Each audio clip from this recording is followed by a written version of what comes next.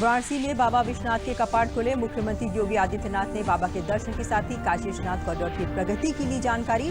बाबा विश्वनाथ के दर्शन और पूजन अभी गर्भगृह के बाहर से ही होंगे। सुप्रीम कोर्ट ने केंद्र और राज्य को प्रवासी श्रमिकों को 15 दिनों के भीतर उनके घर भेजने का इंतजाम करने का दिया आदेश। मजदूरों का स्किल मैपिंग कर उनके रोजगार की विस्तृत जानकारी वाला डेटा तैयार करने को भी कहा। साइकिल पर सवार होकर प्रदेश के ऊर्जा मंत्री श्रीकांत शर्मा ने मथुरा में बांके बिहारी मंदिर के आसपास के विकास कार्यों का किया अवलोकन। साथ ही कोरोना से बचने के लिए साइकिल चलाकर इम्यूनिटी बढ़ाने का दिया संदेश।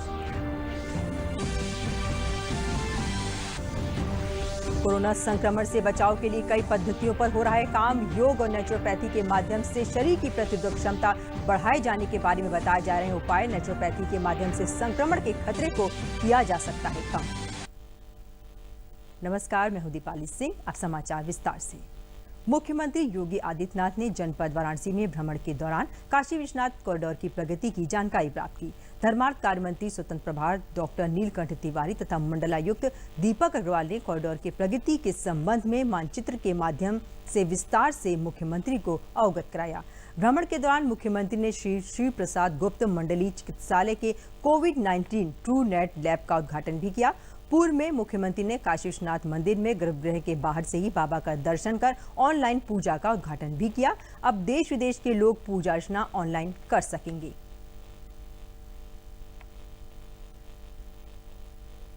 वाराणसी में आज अनलॉक 1 के नियमों के अनुसार बाबा विश्वनाथ मंदिर श्रद्धालुओं के लिए खोल दिया गया। जिला प्रशासन ने जो नियम बनाए हैं उसके मुताबिक कुछ धार्मिक स्थल ही खोले जा सके हैं। बाबा विश्वनाथ मंदिर के दर्शन के लिए भारी संख्या में श्रद्धालु सोशल डिस्टेंसिंग का पालन करते हुए लाइन में लगकर दर्शन कर रहे हैं। का पालन किया जा रहा है। हर श्रद्धालु को मास्क लगाना जरूरी है। इसके अलावा मंदिर के अंदर के घंट घड़ियाल को कोई नहीं छू सकता है और जो बाबा का लिंग है उसको भी किसी को भी छूने की मनाही है। इन सारे नियमों को देखते हुए यहाँ पे जो दर्शनार्थी आ रहे हैं, श्रद्धालु आ रहे हैं, उन लोगों से भी हमारी बात हुई और उनका ये मानना है कि बहुत ही अच्छी व्यवस्था है प्रशासन की, जिसके तहत वो यहाँ पे इतने दिनों बाद अपने बाबा विश्वनाथ का दर्शन कर पा रहे हैं।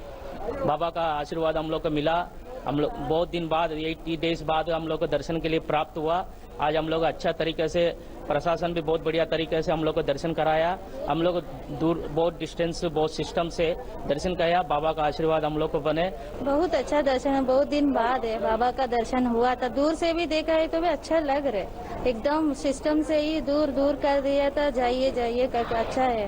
लॉकडाउन में जिला प्रशासन ने ये मानक तय किए हैं। इस मानक के अंतर्गत कुछ ही धार्मिक स्थल वाराणसी के खोले गए हैं, जिनमें बाबा विश्वनाथ का मंदिर तो है ही, साथ में ये केदार खंड में स्थित बाबा गौरी केदारेश्वर का मंदिर है, जिसमें दर्शनार्थी आ रहे हैं।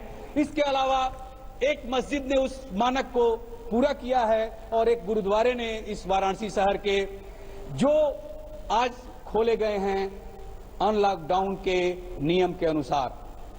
डॉक्टर हरकेश बहादुर सिंह गौतम, गौरी केदारेश्वर मंदिर, डीडी न्यूज, वाराणसी। प्रवासी श्रमिकों की स्थिति को लेकर दायर जनहित याचिकाओं पर सुप्रीम कोर्ट ने आदेश दिया है कि जो प्रवासी श्रमिक घर लौटना चाहते हैं उनको आज से 15 दिनों के भीतर अपने गांव या फिर जहां भी जाना चाहते हैं भेजने का समुचित इंतजाम किया जाए। अदालत ने कहा कि राज्य श्रमिकों को स्थानीय स्तर पर रोजगार देने की स्कीम भी तैयार करें। इसके लिए पलायन कर गए सभी श्रमिकों की पहचान कर पूरी विस्तृत जानकारी वाला डेटा तैयार किया जाए, फिर उनको समुचित रोजगार देने की स्कीम बनाई जाए। कोर्ट ने कहा कि डिजास्टर मैनेजमेंट एक्ट के मुताबिक सभी श्रमिकों की स्किल मैपिंग का इंतजाम हो। साथ ही श्रमिकों के खिलाफ लॉकडाउन के नियम तोड़ने के आरोप में दर्ज सारी शिकायतें और मुकदमे वापस लिए जाएं या फिर उन्हें रद्द कर दिया जाए।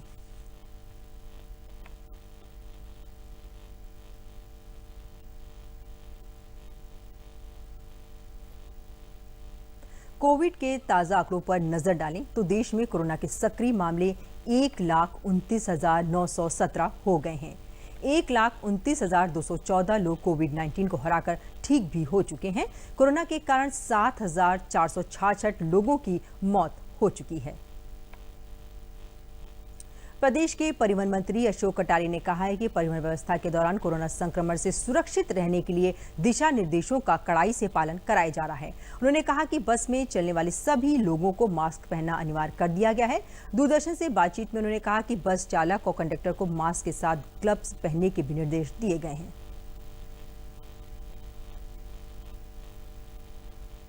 कोविड-19 संक्रमण से पूरी दुनिया जूझ रही है, देश में भी वैसे ही हालात है। इन सब के बीच परिवहन व्यवस्था हमारे लिए अत्यंत महत्वपूर्ण है। आज हमारे साथ है प्रदेश के परिवहन मंत्री अशोक कटारिया जी। आइए जानते हैं इनसे कि क्या कुछ इनका डिपार्टमेंट क्या कुछ खास कर रहा है। सर, कोविड-19 के दौरान आवागमन बहुत ही महत्वपूर्ण है और चूंकि अब अनलॉक 1 में ये व्यवस्था सुचारू रूप से चालू कर दी है आप लोगों ने, क्या कुछ खास एहतियात बरत कर ये व्यवस्थाएं हो रही हैं? देखिए, परिवहन विभाग का रोल निश्चित रूप से इस समय बहुत ही महत्वपूर्ण है और उत्तर प्रदेश में लगभग 32 लाख के करीब कामगार पहुंचे हैं।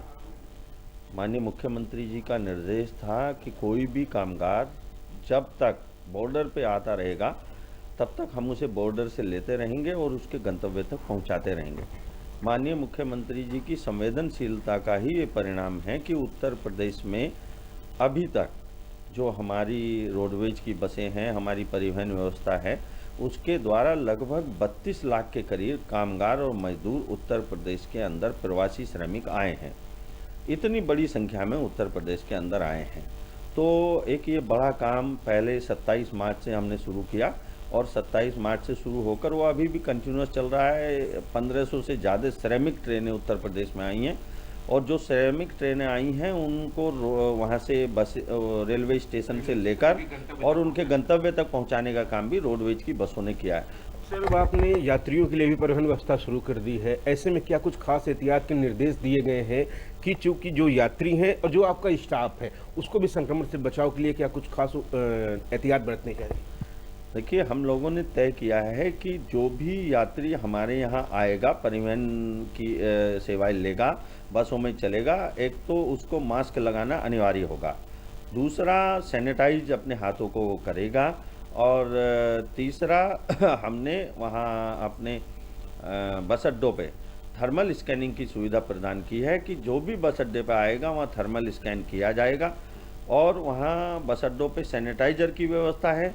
हमारे कंडक्टर के पास भी सैनिटाइजर की शीशी रहेगी और जो भी यात्री बस में सफ़र करते रहेंगे वो बीच बीच में उनके हाथों को सैनिटाइज करेगा और हमारे कंडक्टर ड्राइवर ग्लव्स लगाकर यात्रा में रहेंगे, ऐसा हम लोगों ने तय किया है। तो मास्क और सैनिटाइजर और थर्मल स्कैनिंग ये हमारे आधार रहेंगे।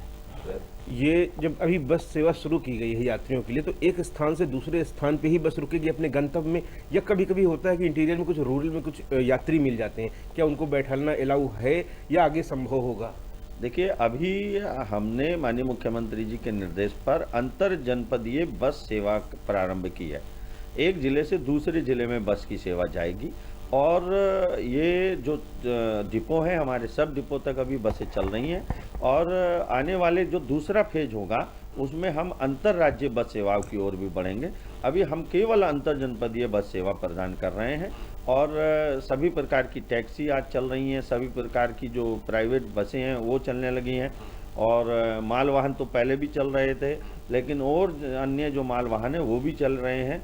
अब परिवहन को पूर्ण रूप से सावधानी रखते हुए सुचारू कर दिया गया है। अच्छा, ऐसे में जो है कह रहे हैं बस स्टाफ जो लंबी दूरी की अंतर जनपदीय बस सेवाएं होती हैं जिनमें 2 घंटे से ज़्यादा की यात्राएं होती हैं, ऐसे में क्या कुछ विशेष उपाय किए गए हैं? क्योंकि बीच में लंच भी करना पड़ता है, कुछ नाश्ता पानी करना पड़ता है, उसके लिए भी क्या कुछ गाइडलाइन आप लोगों ने दे रखी है? निश्चित रूप से सबसे ज़्यादा सावधानी के साथ जो लंबी दूरी की बसें हैं उनको सावधानी के साथ हमने चलाया है। बसों को भी सैनिटाइज किया है, पूरी की पूरी बसों को भी सैनिटाइज किया है, ऐसी सावधानी हमने रखी है और निश्चित सावधानी के साथ ही बसें यात्रा करा दी। ये थे परिवहन मंत्री जो बता रहे थे कि परिवहन व्यवस्था में ढेर सारे निर्देश जारी किए गए हैं और नियम कायदों का पालन करके ही हम कोरोना संक्रमण से बचाव कर सकते हैं।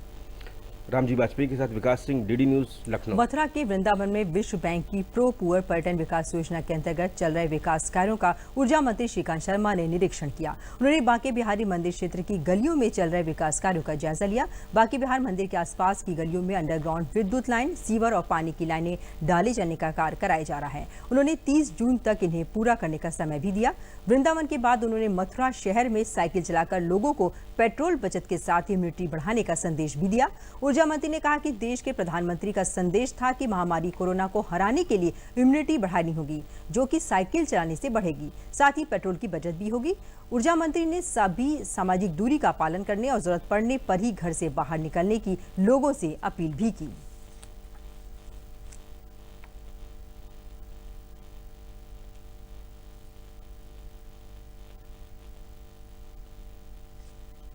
देखिए, एक तरफ जहां व्यवस्था को पटरी पर लाने की कोशिश कर रहे हैं, दूसरे सामने चुनौतियां भी बहुत हैं। अभी संकट है, संकट टला नहीं है। तो लॉकडाउन में जो सावधानियां हमने बरती हैं, उससे कहीं ज़्यादा सावधानी अब बरतने की आवश्यकता है, क्योंकि अब सब चीज़ें खुल रही हैं। तो इसमें जो 2 गज की दूरी का एक जो हमारा आदरणीय प्रधानमंत्री जी का जो आह्वान है, उसका हमको पूरी तरह से अनुपालन करना है। गर्म पानी का सेवन करना है, 2 गज की दूरी का अनुपालन करना है, और मार्केट भी खुल गए, सब चीज़ें खुल रही हैं धीरे धीरे। तो एक बहुत बड़ा चैलेंज भी हमारे सामने है। पटरी पर व्यवस्था को भी लाना है और अपने आप को बचाना भी है।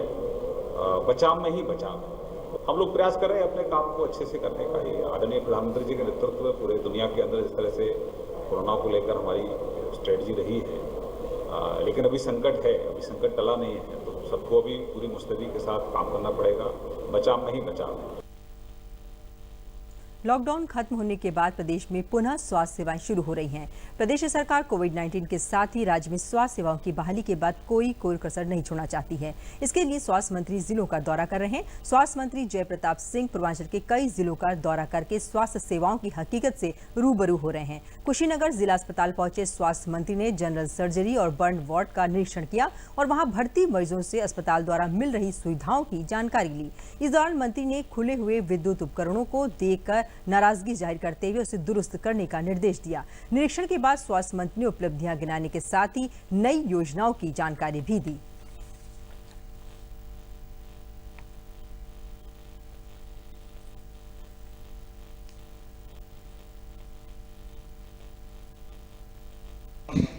जिला अस्पताल का निरीक्षण करने का उद्देश्य हमारा यही है। एक तो ये कोरोना लॉकडाउन के समय में बहुत सारे आपातकालीन सेवाएं हमारे समाप्त बंद हो गए थे और आम पब्लिक जिसको अस्पतालों में आने के लिए, चाहे अपना बुखार दिखाने के लिए या छोटी मोटी बीमारी के, वो थोड़ा सा बंद हो गया था। तो इसका उद्देश्य ये था कि इसको पुनः चालू करने के लिए हम लोग 1 महीने से सभी जनपद में इन्फेक्शन प्रिवेंटिव कंट्रोल का एक प्रशिक्षण कार्यक्रम हम लोगों ने शुरू किया। अब हमने इसके लिए ट्रूनेट का एक मशीन आ गया है जो सभी जनपदों में लग रहा है, यहाँ भी लग गया है। उससे कोई भी पेशेंट का अगर हल्का फुल्का लक्षण होगा तो तुरंत वो पकड़ में आ जाएगा। 1 घंटे 1.5 घंटे के अंदर वो आ जाएगा कि वो नेगेटिव है। यदि नेगेटिव नहीं है और वो पॉजिटिव का कोई लक्षण दिखाता है तो उसका सैंपल जाएगा BRD मेडिकल कॉलेज में, वहाँ से वो कंफर्मेशन भी हो जाएगा। तो कहने का मतलब कि अब हम चाहते हैं कि हमारे सारे सेवाएँ, जो भी अस्पताल में सेवाएं, स्वास्थ्य सेवाएं दिए जाते हैं, वो पूरी तरह से चालू हो जाए। OPD पर हमने अभी थोड़ा सा क्लियर नहीं किया है, क्योंकि OPD में सोशल डिस्टेंसिंग के लिए आप जानते हैं यहाँ गांव के भीड़ काफ़ी आ जाती है, तो उसके लिए हम लोग एक प्रोटोकॉल तैयार कर रहे हैं। हो सकता है इसी हफ्ते में हम लोग उसको तैयार करके सभी अस्पताल में भेजेंगे। कोविड-19 संक्रमण से बचाव के लिए इम्यूनिटी बनाए रखना बेहद जरूरी है। योग और नेचुरोपैथी के द्वारा शरीर की रोग प्रतिरोधक क्षमता बढ़ाई जा सकती है। लखनऊ के बलरामपुर अस्पताल के योग विशेषज्ञ डॉक्टर नंदलाल ने कहा कि अपनी दिनचर्या को ठीक कर योग और नेचुरोथेरेपी के द्वारा इस संक्रमण पर विजय पाई जा सकती है। कोविड-19 के संक्रमण से पूरी दुनिया जूझ रही है और इस दौरान एक महत्वपूर्ण चीज है जो चिकित्सक कहते हैं कि अपने शरीर की ह्यूमिडिटी बनाए रखना। आखिर क्या कुछ कौन सी ऐसी चीज़ किए जाएं जिससे शरीर की ताकत, शरीर की ह्यूमिडिटी बनी रहे और हम लोग स्वस्थ जीवन व्यतीत कर सकें। ऐसे में इन सब बातों के लिए हम आए हैं बलरामपुर हॉस्पिटल। यहाँ पर डॉक्टर नंदलाल जी हैं, योग विशेषज्ञ। इनसे जानने की कोशिश करेंगे कि अपनी दिनचर्या में क्या कुछ कर सकते हैं, योग हम किस तरीके से कर सकते हैं, नेचुरोपैथी का किस तरीके से हम प्रयोग कर सकते हैं जिससे हम स्वस्थ रहें। नंदलाल जी, आपका स्वागत है। डॉक्टर साहब, ये बताएं कि कोविड-19 का संक्रमण से पूरी दुनिया जूझ रही है, अपना देश भी जूझ रहा है, उससे लड़ाई लड़ी जा रही है, एक लंबी लड़ाई। ऐसे में योग, नेचुरोपैथी क्या महत्व रखती है लोगों की दिनचर्या में? विकास जी, कहना यह है कि आज भारत एक बहुत विशाल देश है और यहाँ की पॉपुलेशन भी ज़्यादा है और इस पॉपुलेशन को ध्यान में रखते हुए ये माना जा रहा है कि भारत में जो कोविड का संक्रमण हो रहा है बहुत तीव्र गति से हो रहा है और इसके प्रबंधन की भी सख्त बहुत ज़्यादा आवश्यकता है, लेकिन अभी तक बहुत ज़्यादा जो इस सटीक इसके इलाज हैं की व्यवस्थाएं नहीं हो पाई। तो मैं ये यहाँ बताना चाहूँगा कि योग और प्राकृतिक चिकित्सा तथा आयुर्वेद ये हमारी आयुष चिकित्सा पद्धतियाँ हैं। इनके प्रयोग से और इनके अभ्यास से, यौगिक प्रैक्टिस के नियमित अभ्यास से तथा प्राकृतिक चिकित्सा युक्त जीवन शैली से हम सभी लोग जो है काफ़ी हद तक अपनी इम्यूनिटी को बढ़ा सकते हैं। दूसरी बात यह है, इम्यूनिटी को बढ़ाने के साथ साथ हम इसे शरीर को डिटॉक्सिफाई कर सकते हैं। प्राकृतिक चिकित्सा तथा योग यह मानती है कि यदि व्यक्ति को शरीर का शोधन कराया जाए और शरीर को शोधित करके रखा जाए तथा नियमित यौगिक प्रैक्टिस किया जाए। यौगिक प्रैक्टिस से अभिप्राय यह है नियमित व्यायाम हो, आसन हो, प्राणायाम किए जाएं, व्यायाम तथा ध्यान किए जाएं तो निश्चित रूप से आप बहुत ज़्यादा अपनी इम्यूनिटी को बढ़ा सकते हैं। किस किस तरीके से करना चाहिए योग? क्या वो मुद्राएं हैं? आदमी सामान्यतः कम से कम कितना उसको टाइम इसके लिए देना चाहिए? खान पान कितना महत्वपूर्ण है? किस तरीके की चीज़ें लेनी चाहिए? ये सब चीज़ें भी महत्वपूर्ण होती हैं। विकास जी, कहना यह है कि यौगिक जो प्रैक्टिस है, खासकर हमारे यहाँ आपने देखा होगा सूर्य नमस्कार।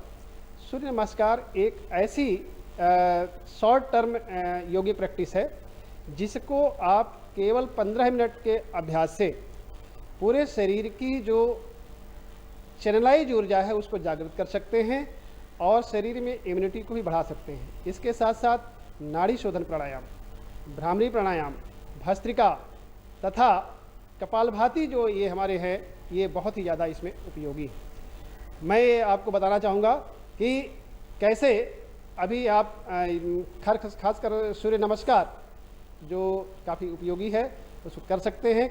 उसकी विधि कैसी हो सकती है, एक स्वस्थ व्यक्ति या एक अस्वस्थ व्यक्ति कैसे सूर्य नमस्कार का अभ्यास कर सकता है। खासकर उन्हें विशेष ध्यान रखना होगा जो किसी तरह के स्पाइन या हड्डी रोग से पीड़ित हैं, तो उनको थोड़ा सा चिकित्सक के विशेष निर्देशन में करना चाहिए।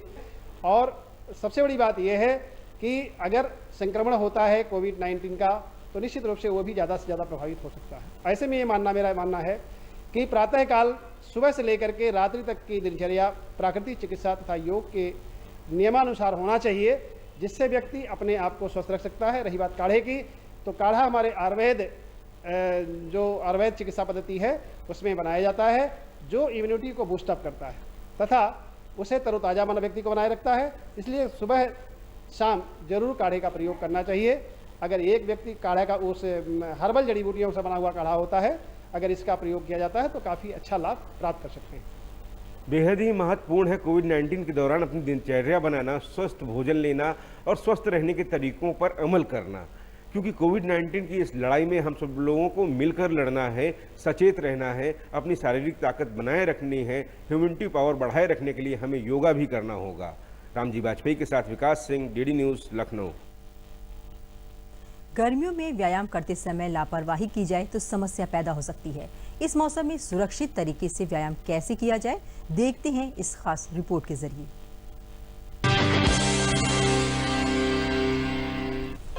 अधिक तापमान में तीव्र गति वाली क्रियाएं करने से लू लगने का खतरा हो सकता है, निर्जलीकरण की संभावना हो सकती है और कई अन्य स्वास्थ्य समस्याएं परेशान कर सकती हैं। गर्मी के मौसम में पसीना बहुत आता है और जब व्यक्ति को पसीना आता है तो उसमें शरीर से पानी का लॉस होता है और नमक का भी लॉस होता है। हमारे शरीर से नमक और पानी निकलते हैं, तो इनकी कमी न होने दें, इसके लिए ज़रूरी है कि आप नियमित रूप से पानी का सेवन करते रहें और खान पान में नमक की मात्रा थोड़ी सी बढ़ा दें। हम सलाह देते हैं कि एक्सरसाइज करने वाले व्यक्ति को गर्मियों में अपने साथ एक वाटर बॉटल रखनी चाहिए ताकि वो फ्लूइड रिप्लेसमेंट कर सके पानी पीने से। दूसरा इंपॉर्टेंट चीज़ ध्यान में रखने की है कि कंफर्टेबल कपड़े पहने हों, टी शर्ट हो या ट्रैक पैंट्स हों, वो कंफर्टेबल हो, बहुत टाइट फिटिंग ना हो। और ये अगर सूती हो तो और अच्छा, क्योंकि सूती कपड़ा हमारी स्किन के लिए और ख़ास तौर से गर्मियों के मौसम में बहुत उपयुक्त रहता है। गर्मियों के मौसम में भी व्यायाम करना तो आवश्यक है, लेकिन साथ ही ये भी ध्यान रखना होगा कि कौन सी सावधानियां रखने से अपने स्वास्थ्य को व्यायाम के साथ ठीक रखा जा सकता है। आप बाहर धूप में एक्सरसाइज करके आए हैं, आउटडोर एक्सरसाइज करके आए हैं, एकदम से एयर कंडीशन कमरे में जाएंगे तो तापमान में अचानक बहुत अधिक परिवर्तन मांसपेशियों में क्रैम्प्स ला सकता है। क्रैम्प्स की संभावना शरीर से पानी और नमक निकलने की वजह से भी अधिक होती है। या आप एयर कंडीशन जिम में एक्सरसाइज कर रहे हैं बहुत देर तक, उसके बाद अचानक बाहर गर्मी में तपती धूप में लू में न चले जाएं, तो तापमान का परिवर्तन ग्रेजुअल होना चाहिए, ना कि सडन और एक्सट्रीम। एक चीज़ और जो ध्यान में रखने की ज़रूरी है कि बाहर जब आप एक्सरसाइज करते हैं गर्मियों में तो तापमान बहुत अधिक होता है, लू चलती है, तो उसका हीट का भी एडवर्स इफेक्ट स्वास्थ्य पर पड़ सकता है। तो एक्सरसाइज करने के लिए आप दिन का वो समय चुनें जब बहुत अधिक गर्मी नहीं है। आप सुबह एक्सरसाइज कर सकते हैं या शाम को एक्सरसाइज कर सकते हैं जब तापमान बहुत अधिक नहीं होगा और आपके शरीर के टॉलरेंस के मुनाफिक उपयुक्त रहेगा। गर्मियों के मौसम में व्यायाम करते समय कुछ बातों का ध्यान रखें, जिससे इस मौसम में भी आप सुरक्षित तरीके से व्यायाम कर सकें। किरण भारद्वाज, डीडी न्यूज। नवाब वाजिद अली शाह प्राणी उद्यान लखनऊ आज से दर्शकों के लिए कोविड-19 की गाइडलाइन के साथ खोल दिया गया है। लखनऊ प्राणी उद्यान के क्षेत्रीय वन अधिकारी संजीव कुमार जौहरी ने बताया कि दर्शकों को प्रवेश ऑनलाइन टिकट के माध्यम से ही दिया जा रहा है। दर्शकों को social distancing, mask, thermal scanning और फुट वॉश, हैंड वॉश एवं सैनिटाइजर का प्रयोग अनिवार्य है। प्राणी उद्यान का समय दर्शकों के लिए 3 पालियों में बांटा गया है। हर पाली के मध्य में बचे समय में पूरे प्राणी उद्यान को सैनिटाइज किया जाएगा। प्राणी उद्यान में 65 से अधिक बुजुर्ग एवं 10 वर्ष से कम छोटे बच्चे तथा गर्भवती महिलाओं के लिए प्रवेश की अनुमति नहीं है। संक्रमण को फैलने से रोकने के लिए food court, canteen, souvenir shop, प्राकृतिक शिक्षण केंद्र, मछली घर, रात्रि चर बाड़ा नहीं खोले जाएंगे।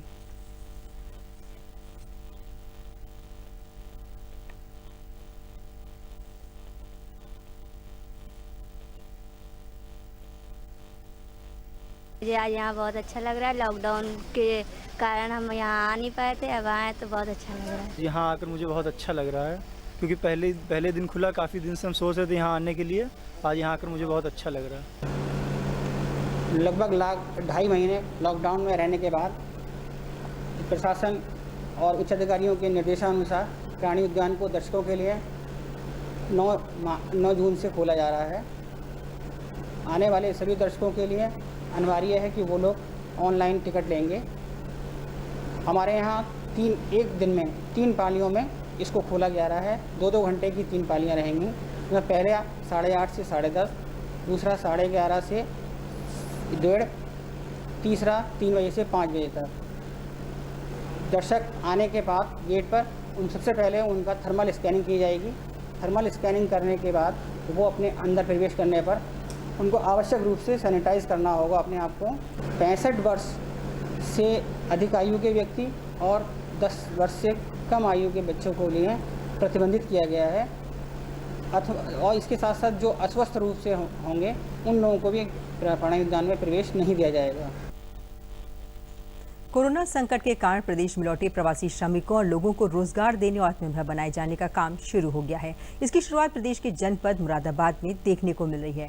मुरादाबाद में बाहर से लौटे हर प्रवासी श्रमिक को काम और हर घर में रोजगार उपलब्ध कराने की कार्रवाई धरातल पर शुरू हो चुकी है, जिसकी शुरुआत उद्यान एवं खाद्य प्रसंस्करण विभाग ने कर दी है। विभाग के द्वारा जनपद मुरादाबाद के समस्त विकास खंडों की न्याय पंचायतों पर 30-30 लाभार्थियों का चयन कर ग्राम स्वरोजगार योजना के अंतर्गत प्रशिक्षण दिए जाने के लिए चयन किया जा रहा है। चयनित लोगों को मधुमक्खी पालन, मशरूम की खेती, अचार, सॉस, मुरब्बा, जैम, जेली और बेकरी का प्रशिक्षण देकर स्वरोजगार के लिए सरकार के द्वारा अनुदान भी दिया जाएगा। वहीं जिला उद्यान अधिकारी सुनील कुमार का कहना है कि जनपद में प्रवासी मजदूरों और छोटे किसानों को रोजगार परक बनाए जाने के काम में तेजी चल रही है, जिसके चयन के लिए साक्षात्कार शुरू हो चुके हैं।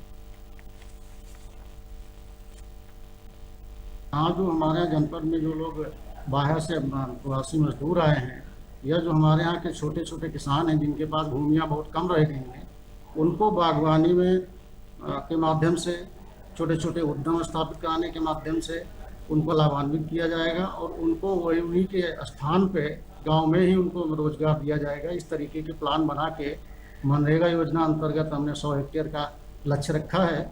इसी तरीके से मशरूम उत्पादन में लोगों को हम ट्रेन करके, मधुमक्खी पालन में लोगों को ट्रेन करके उनको छोटी छोटी इकाइयाँ स्थापित करा के उनको रोजगार परक बनाया जाएगा, जिसकी जो इस समय चयन चल रहा है जिसका। तो ये जो अब इधर कुछ संख्या बढ़ी है, जो हमारे प्रवासी भारतीय आए हैं वापस, उनके स्थान छोड़ के, तो उनको रोजगार मुहैया कराने के लिए जिनके पास जो भूमिहीन लोग हैं उनकी महिलाओं को खाद्य प्रसंस्करण के माध्यम से लाभान्वित किया जाएगा। गोंडा जिले में आपदा राहत के तहत 24,500 पंजीकृत श्रमिकों में 23,000 श्रमिकों को विभाग ने 1,000 रुपए प्रति मजदूर उनके खाते में उपलब्ध करा दिया है। इसके अलावा इन मजदूरों को 25 से 30 किलोग्राम खाद्यान्न भी निःशुल्क उपलब्ध कराया गया है। उक्त जानकारी देते हुए श्रमायुक्त रचना केशवानी ने बताया कि भवन निर्माण में 40 तरह के श्रमिकों का पंजीकरण की व्यवस्था है। इसके अलावा ठेले वाले, रेडी वाले, पटरी दुकानदार, फेरी वाले, रिक्शा चालक, ऑटो रिक्शा चालक सहित अन्य का नगर पालिका द्वारा पंजीकरण किया जाता है तथा विश्वकर्मा सम्मान योजना के तहत फूल विक्रेता, लोहार, नाई सहित 15 प्रकार के श्रमिकों का पंजीकरण उद्योग विभाग द्वारा किया जाता है। केसरवानी ने बताया कि विभाग द्वारा 5 तरह के app, Facebook, helpline, online, Twitter से अकाउंट बनाए हैं जिसमें श्रमिक आवेदन कर स्वयं पंजीकरण करा सकते हैं। उन्होंने बताया कि सभी श्रमिकों के खाते में राशि भेजी जा चुकी है। दूसरी किस्त बहुत जल्दी श्रमिकों के खाते में उपलब्ध करा दी जाएगी। आपदा राहत के तहत 3 माह तक 1,000 रुपए 22,995 मजदूरों के खाते में भेजे गए हैं। उनमें 18,497 श्रमिकों का पैसा बैंक द्वारा ट्रांसफर किया जा चुका है। उन्होंने बताया कि छूटे मजदूरों को बहुत जल्द पैसा उपलब्ध करा दिया जाएगा। वहीं मजदूरों ने बताया कि लॉकडाउन होने के कारण हम सभी परेशान थे, ऐसे में श्रम विभाग द्वारा 1,000 रुपए खाते में भेजने से हम लोगों को बहुत राहत मिली है। 1,000 खाते में मिला है सर, राशन पानी लिए हैं, काम चल रहा है। मोदी जी को बहुत बहुत बधाई हो। लॉकडाउन चल रहा था इसलिए बहुत परेशानी थी सर, इसलिए 1,000 रुपये खाते में मिल चुका। जो 1,000 रुपया दिए हैं सरकार, उससे काम कुछ हो गया है सुविधा, और गेहूं और चावल जो मिल रहा है कोटे से नहीं, उसके लिए भी सरकार को बहुत बहुत धन्यवाद। ये जो ईंट भट्ठे पे काम करते हैं। कोरोना संक्रमण काल में गरीबों और राशन कार्ड धारकों को सरकार द्वारा निर्धारित राशन वितरण प्रक्रिया को सुनिश्चित करने के अधिकारी स्वयं क्षेत्र में जाकर उचित दर विक्रेताओं की दुकान का निरीक्षण कर रहे हैं। इसी क्रम में बरेली जनपद के मीरगंज तहसील के जिले की सीमा पर बसे गांव सिमरिया में सरकारी दुकान का मीरगंज के उप जिलाधिकारी राजेश चंद्र ने निरीक्षण किया और ग्रामीणों से भी राशन वितरण व्यवस्था के बारे में जानकारी प्राप्त की। उप जिलाधिकारी ने बताया कि सभी उचित दर विक्रेताओं को निर्देश दिया गया है कि वे सोशल डिस्टेंसिंग का पालन कराते हुए राशन का वितरण करें। उन्होंने कहा कि सभी पात्र लाभार्थियों को उनके हिस्से का राशन नियमानुसार मिलता रहे, इसके लिए वे स्वयं क्षेत्र की उचित दर दुकानों का नियमित निरीक्षण कर रहे हैं।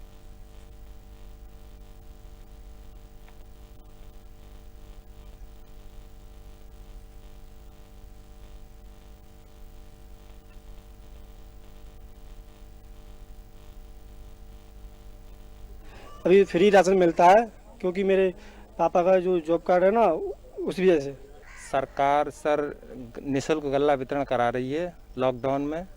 तो हम लोगों को प्रति यूनिट 5 किलो गल्ला मिलता है सर, चावल मिलते हैं, एक राशन कार्ड पर 1 किलो चना मुफ्त मिलता है सर। ऐसे में हम सरकार का धन्यवाद देना चाहते हैं। 1 किलो चना 5। फिरोजाबाद में केंद्र और प्रदेश सरकार के आदेशों और निर्देशों का कड़ाई से पालन करते हुए लॉकडाउन में जिलों में 67,000 गर्भवती एवं धात्री महिलाओं और उनके छोटे बच्चों को पुष्टाहार घर घर जाकर दिया जा रहा है, जिनमें प्रवासी गर्भवती व धात्री महिलाओं को भी तलाश कर पंजीयन किया जा रहा है। योजना का लाभ पाकर पात्र महिलाएं एवं उनके परिजन खुश हैं और सरकार को धन्यवाद दे रहे हैं। फिरोजाबाद में कंट्रोल रूम स्थापित कर लाभार्थियों से क्रॉस चेकिंग की जा रही है और प्रवासी मजदूर, गर्भवती व धात्री महिलाओं के आने जाने के क्षेत्र में कोई बीमार तो नहीं है। पुष्टाहार मिलने के संबंध में जानकारी की जाती है, जिसकी एंट्री रजिस्टर में की जाती है और शिकायत भी दर्ज की जाती है, जिससे लॉकडाउन के समय में भी कोई परेशानी न हो।